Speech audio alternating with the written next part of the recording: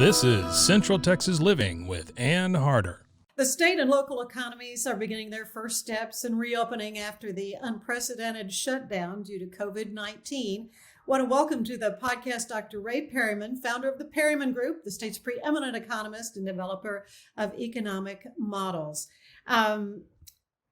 This is an opportunity to talk to you to find out what you are thinking about the economy. It's been about a year since we had a chance to talk. Have you changed your mind on things right now? Well, obviously things have happened, in a fairly interesting way over the last year or so, and it's been quite dramatic. We had a big surge in the fall that we didn't really anticipate. I think it lasted longer than most of us thought that we would. But we did a forecast about the time we did your podcast last year that showed roughly Texas would probably year over year lose about 570 some odd thousand jobs. It lost about 570 some odd thousand jobs. Which is more luck than anything else.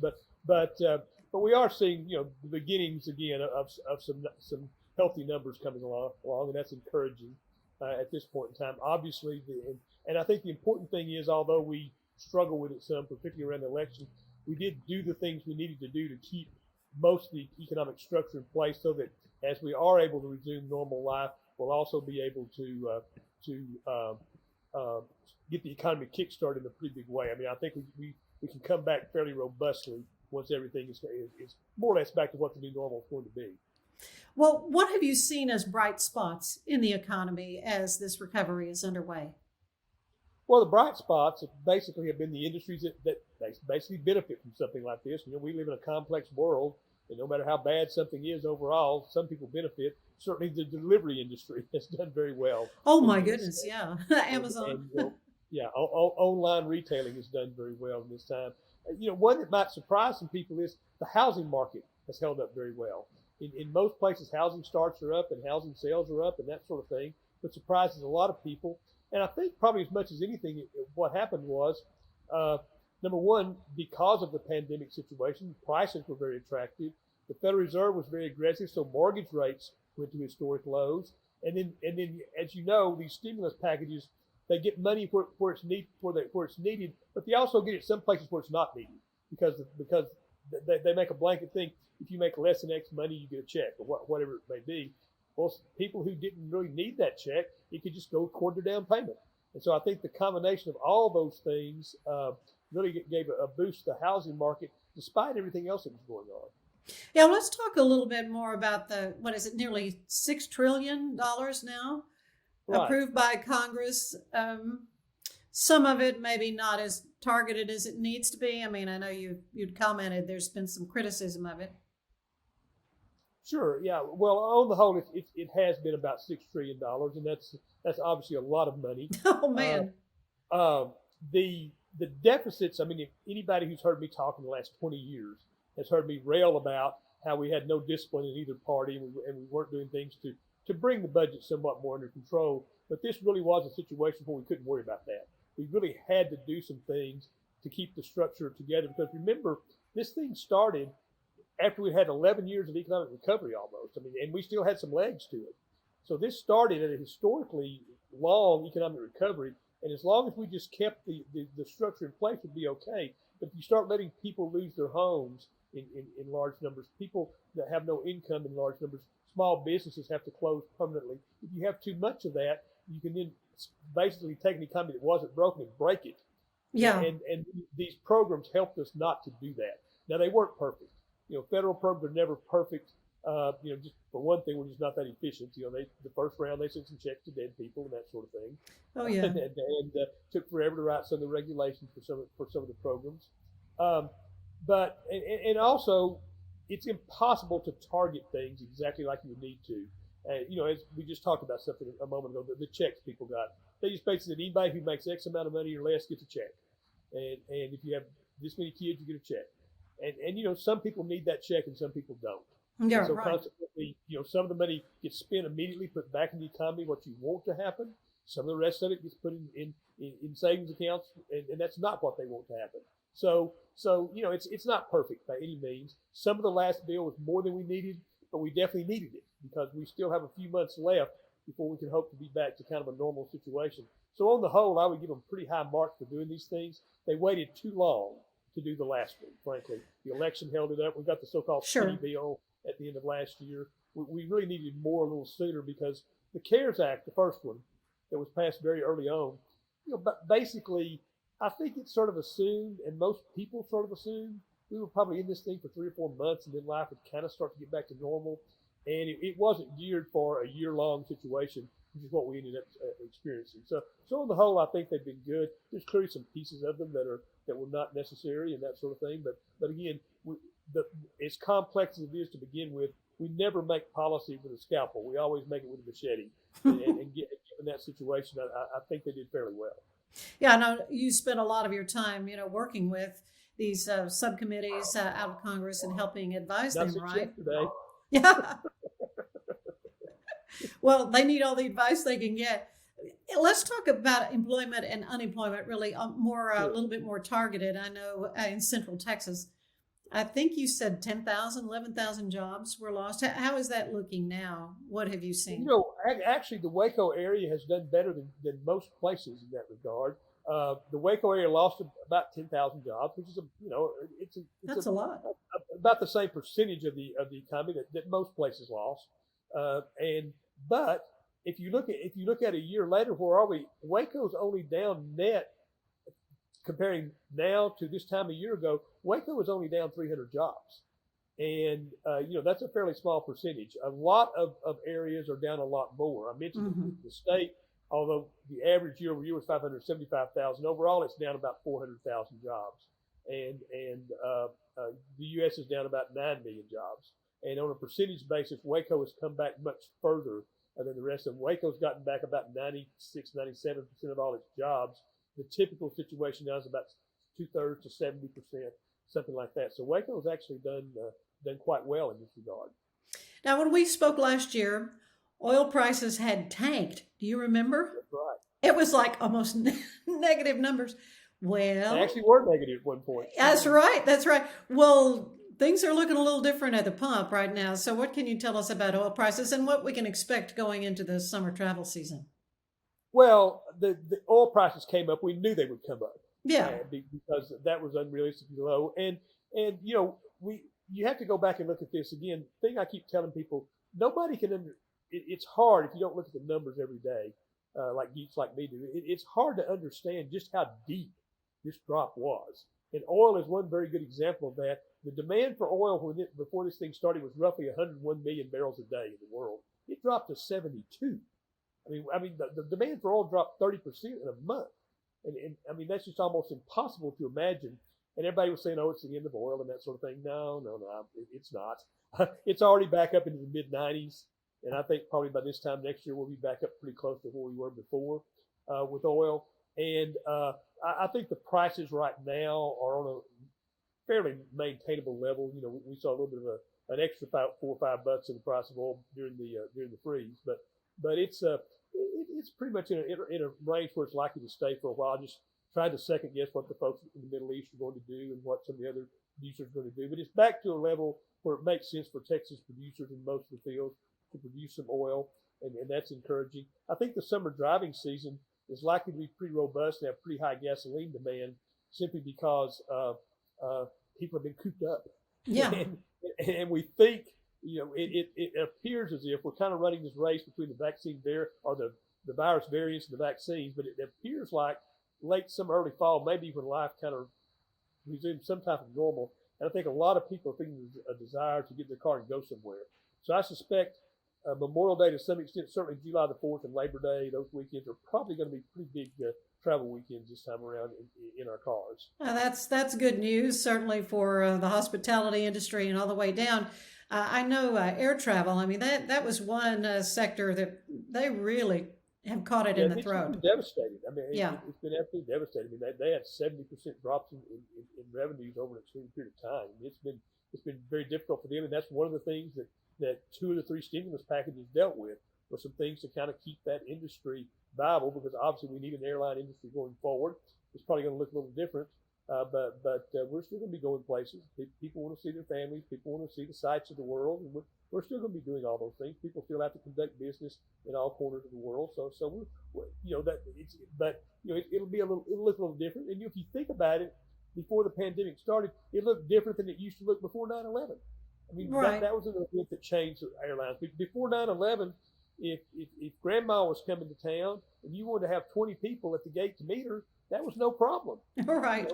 You haven't been able to do that for the past 20 years. That's so, true. I mean, things change and evolve as these major events in history happen. Well, you mentioned the freeze, and that February winter storm, it cost really so many lives. Right. And big money in damages to homes thanks to frozen and burst water pipes. I know you've written several articles about that, when all that was going on, and it's a little bit more of a distant memory now that we're seeing all the spring blooming and the warmer temperatures, and it's like, oh yeah, it was real cold back then. But it was a devastating occurrence, and some people are still dealing with it. Usually bloom this time of year. Well, right. So, what do you think should be done that this kind of disaster never happens again, at least in the state of Texas where our energy grid's concerned? Well, it's a complex issue, and there are several things that need to be done. If those of you really want to jump into the weeds of it, I think it was about 3 Sundays ago, I can't remember. I had like a full-page article in the Dallas Morning News that kind of laid out the whole thing. And, it starts with some things that are just endemic. I mean, we build our buildings and houses and factories here in Texas to expel heat, not to hold heat in. Exactly. Because the summers get so hot. Right. So it starts with the way we construct buildings here is different. But there were a lot of problems in this that came about that shouldn't have, and things we need to do to address those problems. The market that we have in the state is very good in a lot of ways, and I was in the group that helped design it 20 years ago. So I was very actively involved in it. But at the time, myself and a couple of other people, including the guy who was then head of the Public Utility Commission, went on to be head of the Federal Energy Regulatory Commission, Pat Wood, good Port Arthur boy. He and I said at the time, we need to create a capacity market. And here's what that means. That sounds like weird words. Right now in Texas, in ERCOT, people who have power plants only make money when they sell power. And we need power that's just sitting around waiting. And we don't have a mechanism for anybody to make any money doing that. And yet we needed a tax. So we need to work on that, create the capacity market. We need to do some other things. I don't want to get way into the weeds, but a good example is we didn't prioritize the oil and gas wells. And it sounds logical. If you're just sitting here in your home like I am right now, so it makes more sense to prioritize somebody's house than an oil field. But the problem is the natural gas in those fields is what fuels the power plants when wind and sun isn't working. Right. And so basically the oil fields went dark, and so you couldn't produce the natural gas that you needed to run the power plants, and so just things like that. I mean, there are things we need to rethink the whole process. Some of the utilities, because you save money, chose to buy what's called interruptible gas. That means you get your gas a little cheaper, but you're the first one they cut off. Well, that may not be the best thing to do. That's not a good thing. During severe weather months. I've likened it to, on a busy holiday weekend, you shouldn't fly standby to your daughter's wedding. And that's sort of what they were doing. Right. And so I think there's some practical things we need to do, but we all know that oil fields and power plants and wind farms and solar farms work just fine in the winter in much, much colder places than we are here in Texas. We just have to do some things to make ours work better. And it's a matter of tweaking some things in our market regulation and applying a little common sense here and there. Well, a lot of things have changed since last year when we spoke.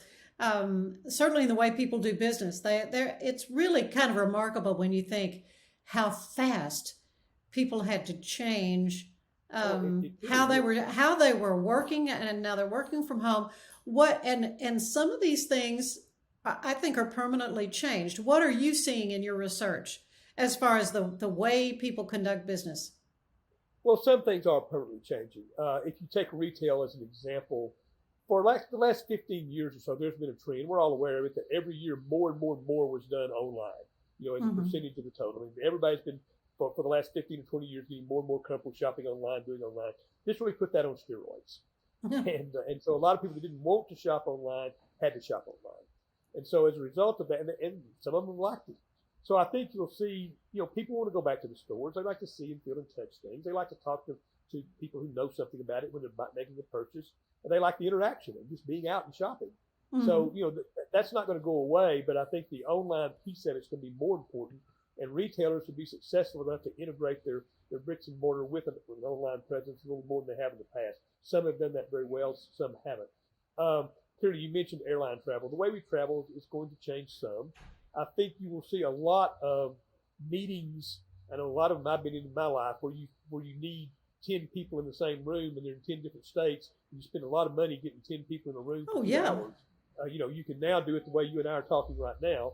And that, and I think you'll probably see more of that. There'll be some efficiencies there, but business is still going to be conducted. People are still going to travel.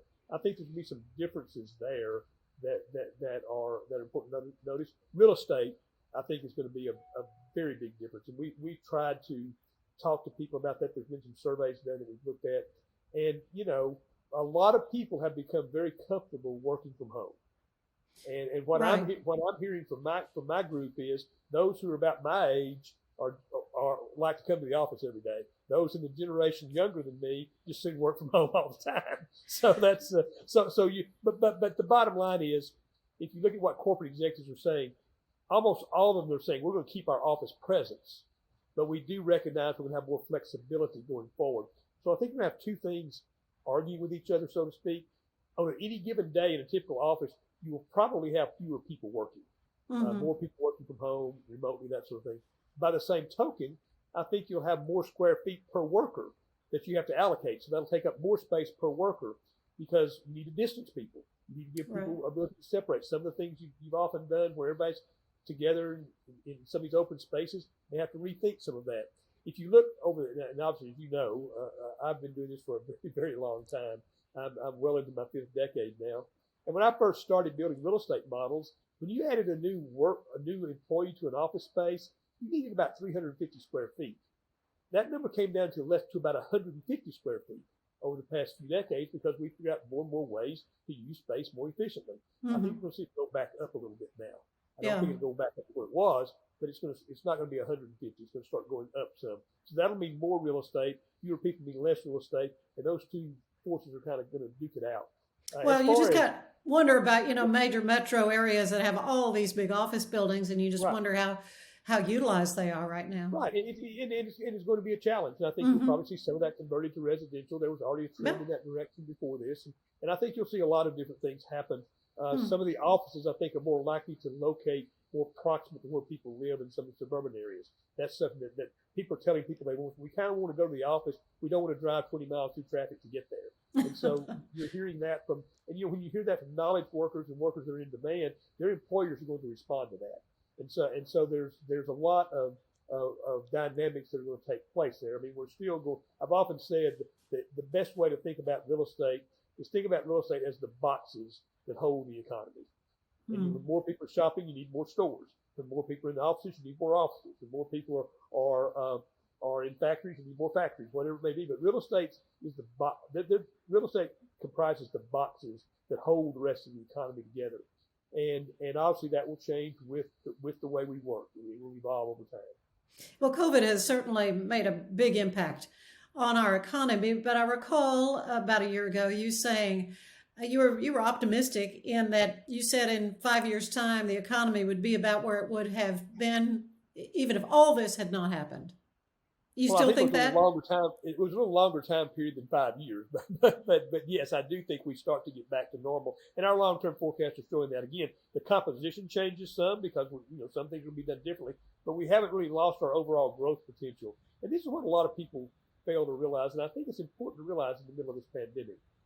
The big things that drive the global economy they're not elections, they're not what we've been through the past year. Those certainly put a pause on things sometimes. But basically it's a couple of things. One or three actually of major ones: demographics. How many people are being born, die, where they live, where they move, that sort of thing. That hasn't changed a whole lot. we're going to have 1 year that's a real anomaly in the United States because we already had a very low population growth rate, and this year we had about 600,000 excess deaths according to the actuarial folks back in 2020. We had 300,000 fewer babies born, so we've knocked out about half of our growth for this year, and we're already at a historically low level of growth. So we're going to have 1 year that's a real anomaly. We'll see the statistics the rest of our lives, but basically the world demographics didn't shift much, if any, because of this. The world trading cost patterns, that's the second biggest one. That didn't shift much. And the third big one is technology and what's going to happen in that realm. And if anything, we've accelerated the development of technology because we've created a whole lot of new resources and a whole lot of new demands. I mean, we've said, figure out ways we can be more secure, figure out ways we can be healthier, figure out ways we can be safer. We've told all the bright young people out there, this is, if you want to make some money, this is what you need to figure out. And they'll be out there figuring that out. And so those big things that drive the economy over a long period of time just really haven't changed much. And all the other stuff we talk about and fret about all the time, and certainly I look at it when I'm doing a 3-month forecast or a 1-year forecast or even a 5 or 10-year forecast, if you look at the grand sweep of history, those things get swamped by these bigger trends and bigger factors that really drive where we're going. What is it you wish average people understood about the Texas economy that maybe they don't understand? Well, I would say probably the biggest thing is we've obviously the Texas economy, putting 2020 aside because that hit everybody. The Texas economy's had a very good run for a long time, and we have a lot of advantages in that run, and we've been very successful. And I think we'll probably be very successful going forward for a while. But we do have some very important challenges that I want people to think about and realize. I mentioned demographics a moment ago. If you look at the demographic shifts going on in our state right now and the state of our public schools, we have a real problem in terms of providing the workforce we need for the future and educating future citizens the way we need to. We're not keeping up with infrastructure as well as we should. Our health safety net is not what it needs to be. We have the highest rate of uninsured folks in the country. We have some real challenges in some of our rural areas, that sort of thing. And frankly, another one that's sometimes controversial, but it's nonetheless true.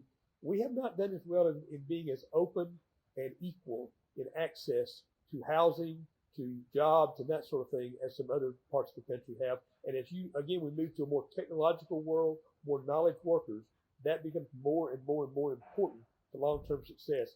So I think the thing I'd like for people to realize is Texas is doing well. We've got a lot of things going for us, great location, cost factors, regulatory factors. How many places are both inland and have ports? I mean, we're very fortunate in so many ways. The concentrations of activity in our major cities. So there's a lot of good things about the Texas economy, but we have some very, very real challenges over the next 10, 15, 20 years that we really need to, as a state, step up to the plate and take care of. And folks can always access more information from you through your newsletter. How can they get on board with that? Sure. Yeah. We have you can go to our website, perrymangroup.com. There's a bunch of free stuff out there, and if you want to buy our newsletters or our forecast or hire us or anything else, we're more than happy to take care of it. But there's a lot of information out there that's free of charge that we're happy to provide. Anybody that wants to sign up to receive our weekly column by email, there's a place on there you can just sign up and we send it to you every week. And I think it's the papers get it from Wednesday through Sunday, then we blast it out the following Monday or something. I don't know, something like that. But in any case, at our website, there's a lot of information that you can get from us, both the free stuff and the stuff if you want to pay us some money. We don't object to that either. You would not turn it away. The Perryman Group. Thank you so much, Dr. Ray Perryman. Been knowing you a long, long time through your initial days at Baylor University, and it is just wonderful to get to pick your brain a little bit, and maybe need to do this every year, huh? Hey, see how things are going. Thanks, Ann. All right. Thank you, Ray. Bye-bye. Bye-bye. Central Texas Living is part of the Rogue Media Network family. Be sure to check out their other shows at roguemedianetwork.com. Please rate us 5 stars on iTunes and anywhere else you get your podcasts. Join us again soon for more Central Texas Living, the podcast. This has been a Rogue Media Network podcast.